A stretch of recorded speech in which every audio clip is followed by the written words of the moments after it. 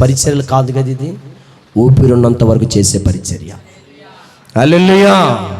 ఊపిరున్నంత వరకు యేసు ప్రభుత్వాన్ని అంటుకట్టుకొని ఉండాలనే ఈ పరిచర్యలో చూడండి, కుటుంబంలో ఒక తండ్రి బిడ్డలు కొడుతున్నాడంటే బిడ్డ మీద కక్షుండి కొట్టడండి.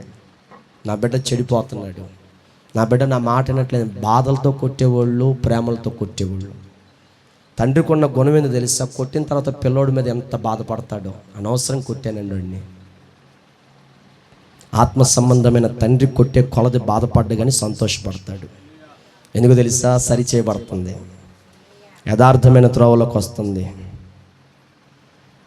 అలాగే సంఘంలోనే కోరుకోవాల్సింది, ఆత్మతో నా సేవకుడు నా దగ్గరికి బెత్తంతో, వాక్యమైన బెత్తంతో నా దగ్గరికి రావాలయ్యా. వాక్యం రావాలి నా దగ్గరికి, వాక్యం నా హృదయాన్ని పట్టుకోవాలి, వాక్యం నా హృదయాలకు తగలాలి.